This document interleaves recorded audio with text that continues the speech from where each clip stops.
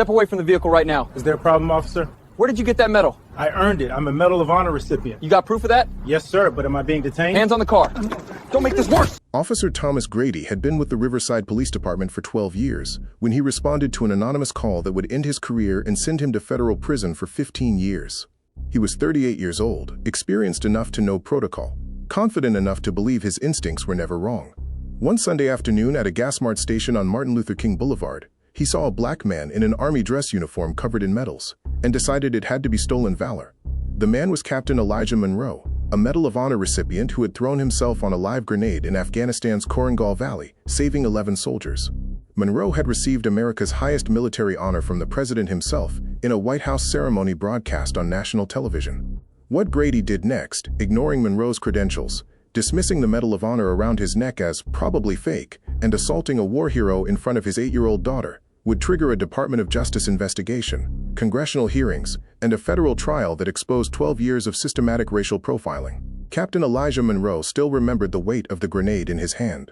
3 seconds. That's how long he had between the moment he saw it bounce into the cave entrance and the moment he threw himself on top of it, shielding the 11 men of his platoon huddled against the rock wall behind him. The explosion shattered 3 vertebrae, punctured his left lung, and embedded shrapnel in his shoulder that surgeons said would stay there for the rest of his life. But all 11 soldiers walked out of that cave in the Korangal Valley. All 11 went home to their families. Monroe spent 4 months at Walter Reed before he could walk without assistance. 6 months before the Army cleared him for the White House ceremony. He stood in the East Room in his dress blues, cameras flashing, as the President of the United States placed the light blue ribbon around his neck. The Medal of Honor felt heavier than the grenade had. His mother cried in the front row. His wife Angela held their newborn daughter Zara, who slept through the entire ceremony. The president called him an American hero who embodies the finest traditions of military service. But Monroe didn't feel like a hero. He felt like a man who'd made a split-second decision and somehow survived it. The media attention that followed nearly broke him. Morning shows wanted interviews. Publishers offered book deals. Strangers recognized him at the grocery store, thanking him for his service while he just wanted to buy milk and go home. Veterans groups invited him to speak at fundraisers. Schools wanted him to inspire students. All Monroe wanted was quiet. He retired from active duty 2 years after the ceremony, took a position training new recruits at Fort Benning, and moved his family to a quiet suburb outside Riverside, California. No more spotlights. No more ceremonies. Just a normal life where he could coach Zara's soccer team and teach his 5-year-old son Marcus how to ride a bike. He kept the medal in a locked box in his bedroom closet. He wore his uniform only when regulations required it. He never mentioned Afghanistan unless someone asked directly, and even then, he kept his answers brief. Angela understood. She'd watched him flinch at fireworks on the 4th of July, seen him wake up gasping in the middle of the night, held him when the nightmares got too vivid to shake off. "You gave enough," she told him once. "You don't owe anyone your whole life." So Monroe built a new life. A quiet one, a safe one, the kind of life worth protecting, the kind of life he thought he'd finally found. Officer Thomas Grady's personnel file sat in a locked cabinet in Riverside PD's Internal Affairs office, 3 inches thick, with incident reports, citizen complaints, and use of force documentation that nobody seemed to read all at once. If anyone had, they would have seen the pattern immediately. His first complaint came 6 months into his probationary period. A black teenager detained for suspicious behavior outside a movie theater. The boy's crime? Waiting for his mother to pick him up. Grady had demanded ID, searched his backpack without consent, and only released him when the theater manager intervened. The complaint was closed after Grady completed a 4-hour training module on constitutional rights. The complaints kept coming. Every 8 months, like clockwork. A Latino man pulled over in a predominantly white neighborhood, questioned for 20 minutes about where he was going, where he lived, whether the car was really his. Complaint filed. Training recommended. Case closed. A black family barbecuing at Fairmount Park, told they were, quote, creating a disturbance, when the only noise was children laughing. Grady threatened citations until another family, white, confirmed they'd invited them. Complaint filed. Supervisors noted Grady needed to exercise better judgment in community interactions. An elderly black woman walking her dog at sunset stopped 3 times in 1 month in her own neighborhood. Each time, Grady asked if she lived there, where she was going, whether she had identification. The 3rd time, her neighbors came out with phones recording. Complaint filed. Investigation concluded with insufficient evidence of bias. That phrase appeared 17 times in Grady's file. Insufficient evidence. His supervisors saw what they wanted to see. Grady wrote good reports. He showed up for shifts on time. He made arrests that led to convictions. His traffic stops generated revenue. When pressed about the complaints, Grady had explanations ready. He was protecting the community, following his training, responding to genuine safety concerns. His sergeant wrote in one evaluation, "Officer Grady is results-oriented and proactive. Recommended for additional cultural sensitivity training to enhance community relations. Not suspension, not demotion, not termination, just more training that Grady would sit through, sign off on, and ignore." The department's logic was simple. Individual complaints could be explained away. Taken separately, each incident looked like a judgment call, a misunderstanding, a communication breakdown. But nobody ever looked at them together. Nobody connected 17 dots into the unmistakable picture they formed. An officer who saw black and brown skin and assumed criminality. So Grady kept his badge, kept his gun, and kept patrolling the streets of Riverside, until the day he stopped someone who couldn't be dismissed with bureaucratic language and closed-door meetings. Someone whose credentials came with federal protection. The morning sun filtered through the oak trees at Riverside Park, casting dappled shadows across the picnic tables Angela had claimed at dawn. She'd learned that lesson the hard way last year. Arrive early, or settle for the tables near the restrooms. Purple and gold balloons, Zara's favorite colors, bobbed in the light breeze, tied to every available surface. Angela smoothed down the plastic tablecloth, decorated with unicorns and rainbows, anchoring the corners with juice boxes. "Mommy, look." A yellow one. Marcus sprinted past, his tiny legs pumping as he chased a butterfly across the grass. At 5 years old, he had his father's determination and his mother's fearlessness. Zara sat at the head of the table, a glittery birthday crown perched on her braids, carefully arranging her presents by size. 8 years old today, Angela could hardly believe it. It seemed like yesterday she'd been holding a newborn in the White House, sleeping through the ceremony that changed their lives. "Daddy, you're not dressed yet," Zara called out, spotting Monroe walking toward them carrying a cooler. He set it down and grinned. "Give me 10 minutes, princess. You promised you'd wear your uniform. You promised." Angela caught his eye. They'd had this conversation last night. Monroe wanted to wear jeans and a polo, blend in, be just another dad at a birthday party. But Zara had been insistent. "My friends want to see your medals," she'd explained with 8-year-old logic. "Emily's dad is a firefighter, and he wore his uniform to her party. Please, Daddy. How do you say no to that?" Monroe returned 15 minutes later in his Army Class A dress uniform, the blue fabric crisp and pressed, ribbons aligned perfectly across his chest. The Medal of Honor hung from its light blue ribbon around his neck, the gold star catching the sunlight. Zara's face lit up like she'd received every present at once. "You look like a superhero." Marcus abandoned his butterfly chase and ran over, wrapping his arms around Monroe's leg. "Daddy looks fancy." The other parents started arriving, children streaming toward the playground equipment while adults nodded politely at Monroe, some lingering to read his ribbons, others looking away quickly as if his uniform made them uncomfortable. Angela squeezed his hand. "Thank you for doing this." Monroe smiled, watching Zara show off her birthday crown to arriving friends. "Anything for her." The cake sat in the cooler, waiting to be lit. The presents were stacked. The playlist was queued on Angela's phone. For 2 perfect hours, they had everything. Margaret Henshaw lived in the 2-story colonial overlooking Riverside Park, the one with the manicured lawn and the neighborhood watch sign she'd posted herself. For 43 years she'd considered herself the unofficial guardian of this park, which meant she watched everything that happened there, with the sharp attention of someone convinced danger lurked everywhere. She'd called the police 6 times in the past 2 years. Every call followed the same pattern. Black families using the park she considered too nice, too safe, too much hers for them to belong there. She never said it that way, of course. She used different words. Suspicious activity, potential drug dealing, loitering, creating a disturbance. Each time, officers arrived to find families barbecuing, children playing, teenagers shooting basketball. Each time, the officers left without incident. Each time, Henshaw felt vindicated that her vigilance had, quote, kept the peace. Today, she stood at her kitchen window, with her phone already in hand, watching Monroe move between the picnic tables. The uniform bothered her most. She'd seen stolen valor cases on the news, people pretending to be military heroes for attention and benefits. This had to be one of those cases. She was sure of it. She dialed 911 with the practiced ease of someone who'd made this call before. Riverside Police non-emergency. "I need to report a suspicious individual at Riverside Park. A black male in a military costume, possibly impersonating a soldier. He's loitering near children, and I'm concerned for their safety." The dispatcher's voice remained neutral. "Is he doing anything threatening?" "He's wearing what looks like a fake uniform with medals." "Stolen valor is a crime, isn't it?" "He's around multiple children and families. Someone needs to check this out." Ma'am, is anyone in immediate danger? He's impersonating a soldier at a children's birthday party. Who knows what his intentions are?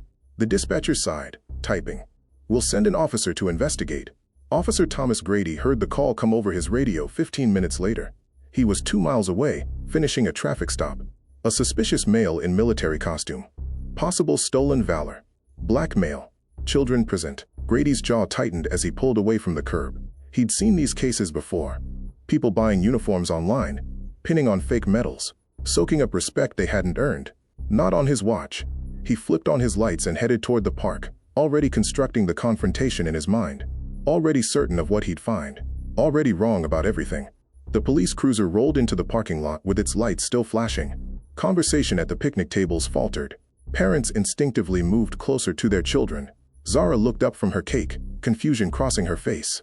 Daddy, why are the police here? Monroe stood slowly, already knowing. He'd seen that look before. The set jaw, the hand resting near the service weapon, the eyes that had already made their judgment. Officer Grady approached with deliberate steps, his gaze fixed on Monroe's uniform. Sir, I need you to step away from the children. The air went still. Angela's hand moved to her phone. Monroe kept his voice calm, measured. Officer, is there a problem? This is my daughter's birthday party. I received a report about someone impersonating military personnel.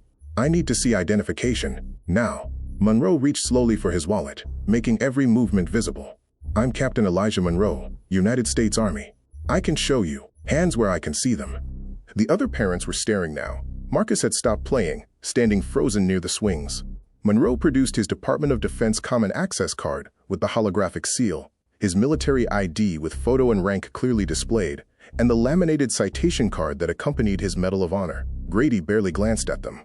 His eyes went to the medal hanging around Monroe's neck, the light blue ribbon, the gold star suspended beneath it. Where'd you get this? Grady tapped the medal with one finger. I earned it. Afghanistan, 2019. You can verify. This is fake. Grady's voice carried across the park. The Medal of Honor. They don't give these to people like you. The words landed like a slap. Several parents gasped. Angela started recording on her phone. Monroe felt the familiar tightness in his chest, but kept his tone level. Officer, I can provide you with the Pentagon verification line. Call Fort Benning. Call the Department of Defense. My credentials are, I know fake medals when I see them.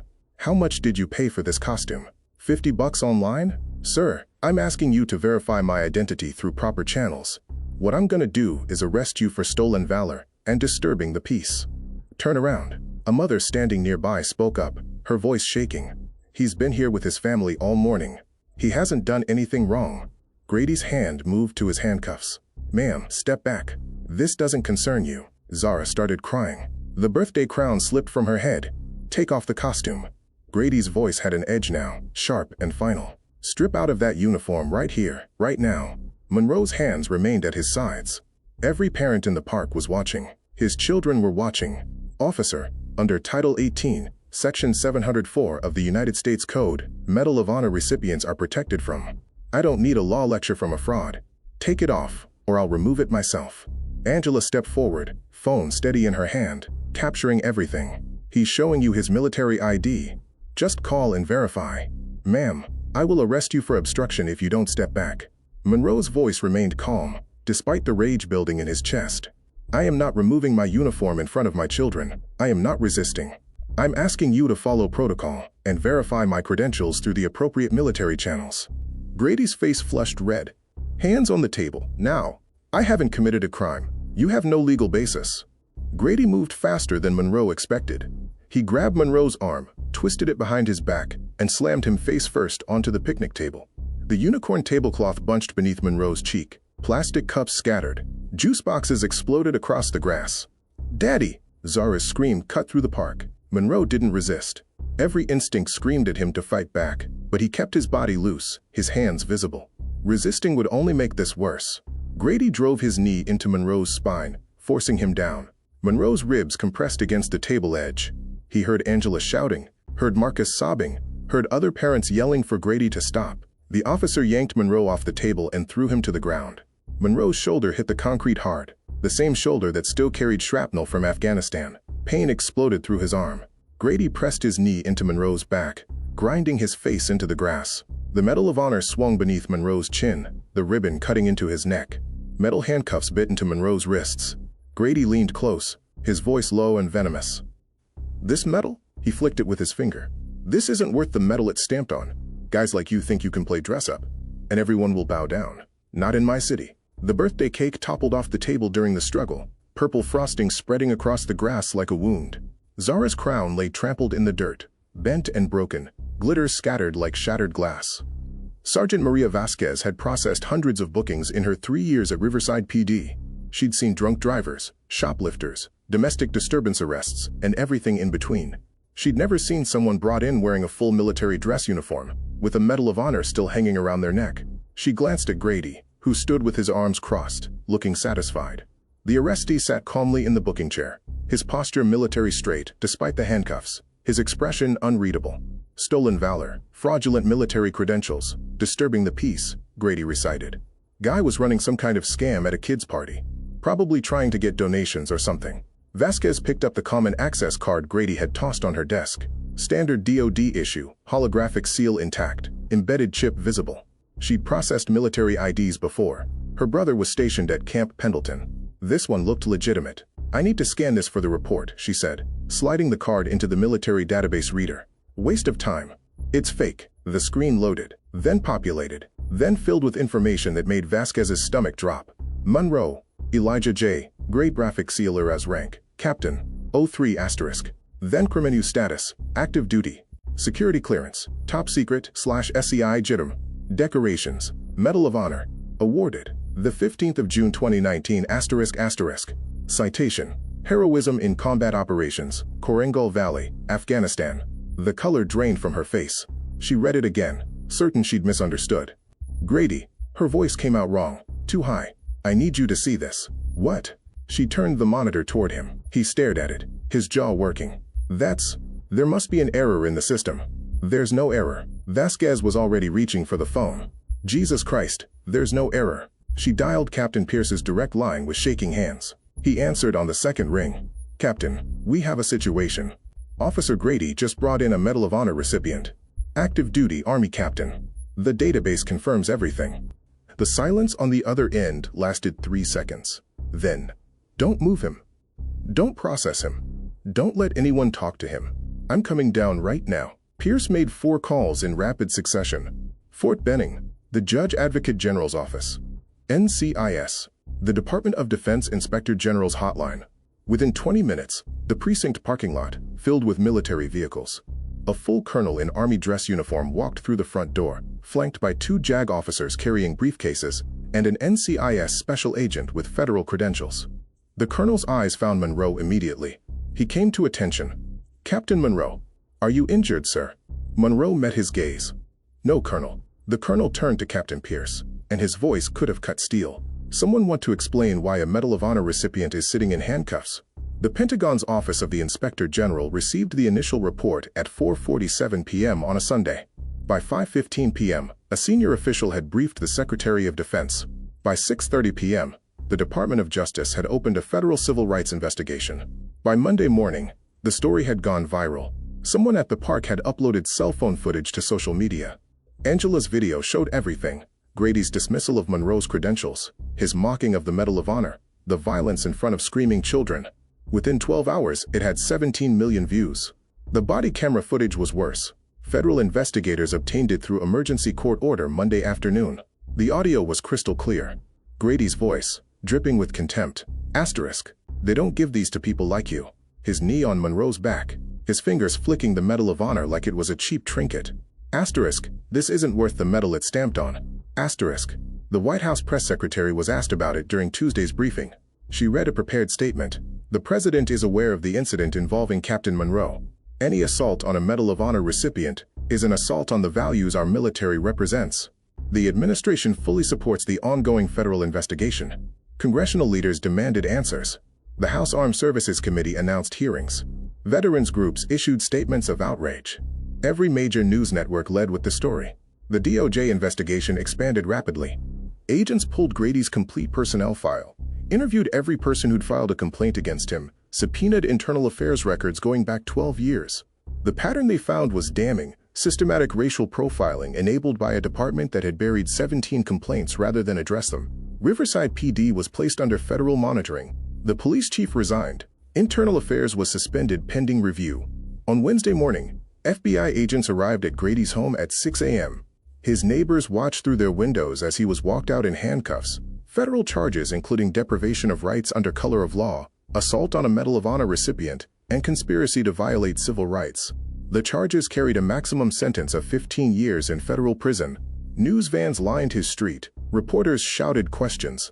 Grady kept his head down, silent for the first time since this began. Captain Monroe's phone rang constantly. Interview requests, support messages, calls from veterans he'd served with. He ignored most of them. He sat instead in his living room, with Zara curled against his side, her birthday crown still bent and broken on the coffee table. "Are they gonna say sorry, Daddy?" Monroe kissed the top of her head. "I don't know, baby. But they're going to answer for what they did." The federal courthouse in downtown Los Angeles filled to capacity on the first day of trial. Media credentials were distributed by lottery. There wasn't enough room for everyone who wanted to cover United States versus Thomas Grady. Monroe took the stand on day 3, wearing his dress uniform, at the prosecution's request. The Medal of Honor rested against his chest as he raised his right hand and swore to tell the truth. The federal prosecutor, a sharp woman named Sandra Chen, let the jury absorb the image before she asked her first question. "Captain Monroe, why do you continue to serve this country?" Monroe was quiet for a moment. "Because I believe in what it can be, even when it falls short of what it should be. I threw myself on that grenade for the soldiers beside me. Black, white, Latino, Asian. In that cave, none of that mattered. We were brothers. I wish the rest of America understood that." His voice didn't waver, but the words landed heavy. Chen walked him through May 14th methodically. Body camera footage played on courtroom screens. Jurors watched Grady slam Monroe onto the table, heard him mock the medal, saw 8-year-old Zara screaming for her daddy. 2 jurors wiped tears away. Then came the evidence that buried Grady. Text messages recovered from his phone, racial slurs, jokes about cleaning up the neighborhood, references to arrests as taking out the trash. A former colleague testified that Grady bragged about knowing how to handle complaints, file the right paperwork, use the right language, make them disappear. Internal affairs documents showed supervisors had been warned 17 times. Every warning ignored. Chen's closing argument was surgical. The Medal of Honor represents sacrifice, heroism, and the highest ideals of our nation. Captain Monroe earned it by willingly giving his life to save 11 soldiers. He bled for this country. She turned toward Grady. This defendant saw that medal and called it worthless. He saw a war hero and saw only skin color. He had a badge, and he weaponized it. That's not law enforcement. That's hatred wearing a uniform. And hatred, members of the jury, must have consequences. The jury deliberated 4 hours. Guilty on all counts. Sentencing came 3 weeks later. The judge imposed the maximum. 15 years in federal prison, complete forfeiture of pension, permanent ban from law enforcement anywhere in the United States. Grady showed no emotion as marshals led him away. Outside the courthouse, Monroe stood with Angela and his children. Reporters shouted questions. He raised one hand for quiet. "This isn't just about one officer. It's about systems that protect bad cops and ignore patterns until it's too late. I'm going to spend the rest of my life making sure what happened to my daughter never happens to another child." That night, tucked into bed, Zara asked the question she'd been holding since May. "Daddy, is your medal real?" Monroe pulled her close. "It's real, baby." "Then why did that policeman say it wasn't?" "Because some people don't want to see the truth. But that doesn't make it any less real. And it doesn't mean we stop fighting for what's right." She nodded against his chest, finally understanding what her father had been trying to teach her all along. The medal was real. So was the work ahead.